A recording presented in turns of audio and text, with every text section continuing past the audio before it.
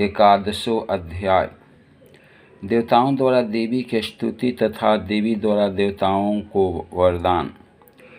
मैं भुवनेश्वरी देवी का ध्यान करता हूँ। उनके श्रीअंगों की आभा प्रभात काल के सूरज के समान है और मस्तक पर चंद्रमा का मुकुट है।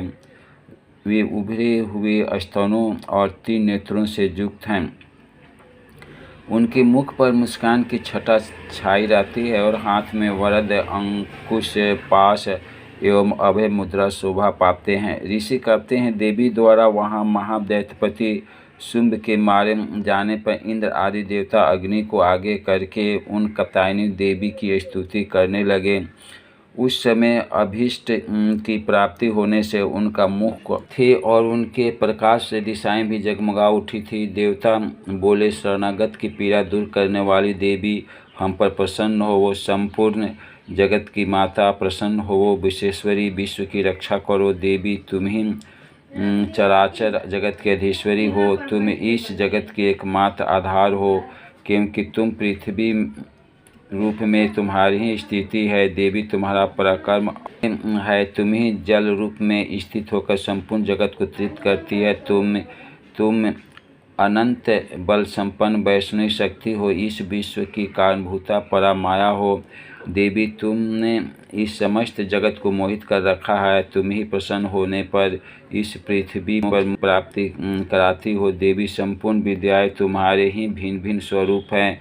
जगत में जितनी स्त्रियाँ हैं वे सब तुम ही मूर्तियाँ हैं। जगदम्ब, एकमात्र तुमने ही विश्व को व्याप्त कर रखा है। तुम्हारी स्तुति क्या हो सकती है। तुम तो स्तवन करने योग्य पदार्थों से परे एवं पराबानी हो।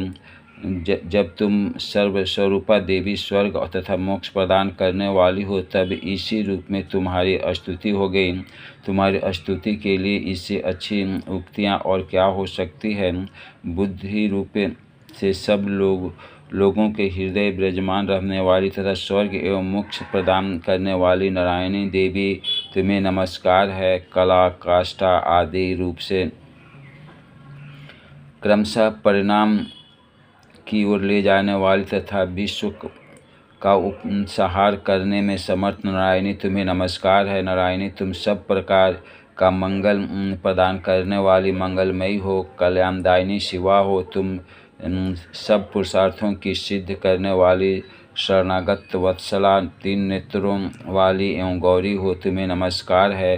तुम सृष्टि, पालन और संहार शक्तिभूता सनातनी देवी, गुणों का आधार, सर्वगुणमयी हो। नारायणी, तुम्हें नमस्कार है। शरण में आए हुए दीनों एवं पीड़ितों की रक्षा में संलग्न रहने वाली तथा सबकी पीड़ा दूर करने वाली नारायणी देवी, तुम्हें नमस्कार है। नारायणी, तुम ब्रह्मांडी रूप धारण करके हंस से जुते हुए विमान पर बैठती तथा कुश मिश्रित जल छिड़कती रहती है। तुम्हें नमस्कार है।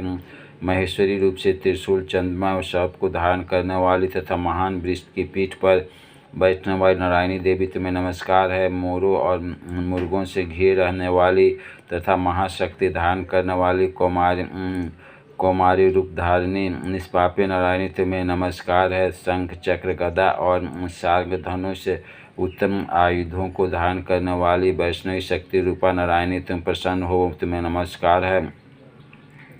हाथ में भयानक महाचक्र लिए और दाढ़ों पर धरती को उठाए बाराही रूप धारणी कलान्मयी नारायणी, तुम्हें नमस्कार है। भयंकर नृसिंही रूप से दैत्यों को वध करने के लिए उद्योग वाली तथा त्रिभुवन की रक्षा में संलग्न रहने वाली नारायणी, तुम्हें नमस्कार है। मस्तक पर किरीट और हाथ में महाब्रज धारण करने वाली, सहस्त्र नेत्रों के कारण उदीप्त दिखाई देने वाली और वृत्रासुर के प्राणों को अपहरण करने वाली इंद्र शक्ति रूपा नारायणी देवी, तुम्हें नमस्कार है। शिवदूती रूप में दैत्यों को महती सेना के संहार करने वाली, भयंकर रूप धारण तथा विराट गर्जना करने वाली नारायणी, तुम्हें नमस्कार है। दाढ़ों के कारण विकराल मुख वाली, मुंड माला से विभूषित मुंडमर्दिनी चामुंडा रूपा नारायणी, तुम्हें नमस्कार है। लक्ष्मी, लज्जा, महाविद्या, श्रद्धा, पुष्टि, स्वाधा, ध्रुवा, महारात्रि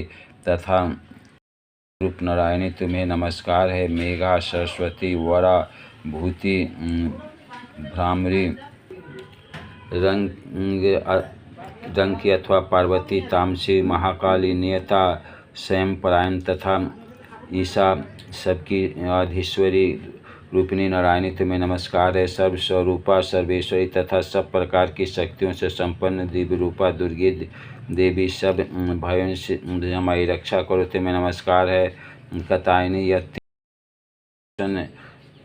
से विभूषित तुम्हारा सौम्य मुख सब प्रकार के भयों से हमारी रक्षा करें तुम्हें नमस्कार है। भद्रकाली, जलाओं के कारण विकराल प्रतीत होने वाला, अत्यंत भयंकर और समस्त असुरों का संहार करने वाला तुम्हारा त्रिशूल भय से हमें बचाए तुम्हें नमस्कार है। देवी, जो अपने ध्वनि से संपूर्ण जगत को व्याप्त करके दैत्यों को तेज नष्ट किए देता है, वह तुम्हारा घंटा हम लोगों को पापों से इस प्रकार रक्षा करे जैसे माता अपने पुत्रों को बुरे कर्मों से रक्षा करती है। चंडिके, तुम्हारे हाथों में सुशोभित खड्ग और असुरों को रक्त और चर्बी चर्चित है, हमारा मंगल करे हम तुम्हें नमस्कार करते हैं।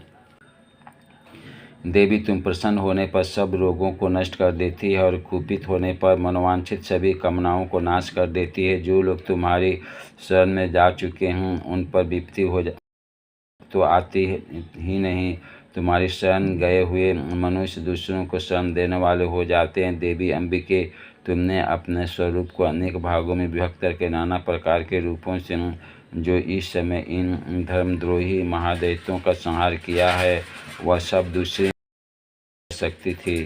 विद्याओं में ज्ञान को प्रकाशित करने वाले शास्त्रों में तथा आदि वाक्यों वेदों में तुम्हारे सिवा और किसका वर्णन है, तथा तुमको छोड़कर दूसरी कौन ऐसी शक्ति है जो इस विश्व को अज्ञान में घोर अंधकार से परिपूर्ण ममताओं रूपी गड्ढ में निरंतर भटका रही हो, जहाँ राक्षस, भयंकर विष वाले सर्प, जहाँ शत्रु लुटेरों की सेना और जहाँ दावानल हो वहाँ, तथा समुद्र के बीच में भी साथ रहकर तुम विश्व की रक्षा करती हो। विश्वेश्वरी, तुम विश्व का पालन करती हो, विश्वरूपा हो इसलिए संपूर्ण विश्व को धारण करती हो। तुम भगवान विश्वनाथ की भी वंदनीय हो। जो लोग भक्तिपूर्वक तुम्हारे सामने मस्तक झुकाते हैं वे संपूर्ण विश्व को आश्रय देने वाले होते हैं। देवी, प्रसन्न हो जैसे इस समय असुरों का वध करके तुमने शीघ्र ही हमारी रक्षा की है, उसी प्रकार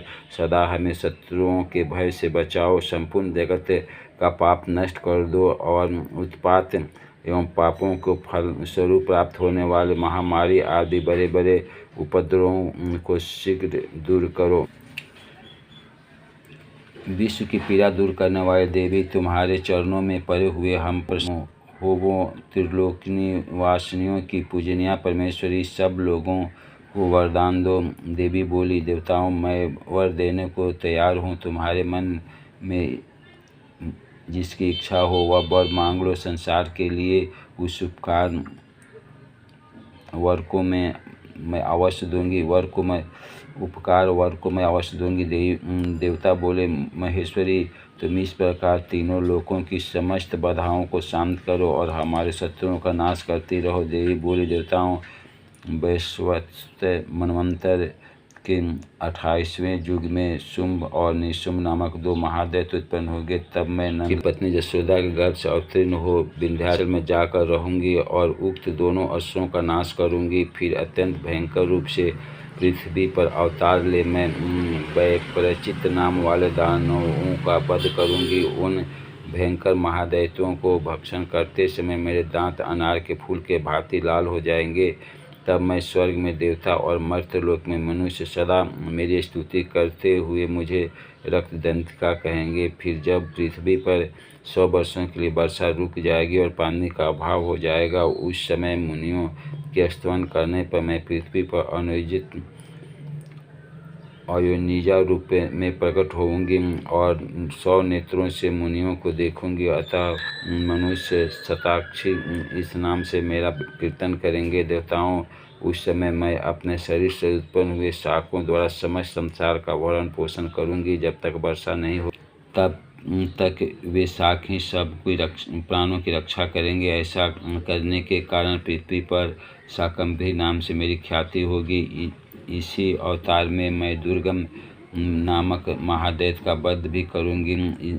इससे मेरा नाम दुर्गा देवी के रूप से प्रसिद्ध होगा। फिर जब मैं भी रूप धारण करके मुनियों को रक्षा के लिए हिमालय पर रहने वाले राक्षसों का भक्षण करूँगी, उस समय सब मुनि भक्ति से नतमस्तक होकर मेरी स्तुति करेंगे। तब मेरा नाम भीमा देवी के रूप में विख्यात होगा। जब अरुण नामक दैत्य तीनों लोकों में भारी उपद्रव मचाएगा, तब मैं तीनों लोकों को हित करने के लिए 6 पैर वाले असंख्य भ्रमरों के रूप में धारण करके उस महादैत्य का वध करूँगी। उस समय सब लोग भ्रामरी के नाम से चारों ओर मेरी स्तुति करेंगे। इस प्रकार जब जब संसार में दानवी बाधा उपस्थित होगी, तब तब अवतार लेकर मैं शत्रुओं का संहार करूँगी। इस प्रकार श्री मार्कंडेय पुराण में सवर्णिक मनंत्र कथा के अंतर्गत देवी महात्म्य में देवस्तुति नामक 11वां अध्याय पूरा हुआ।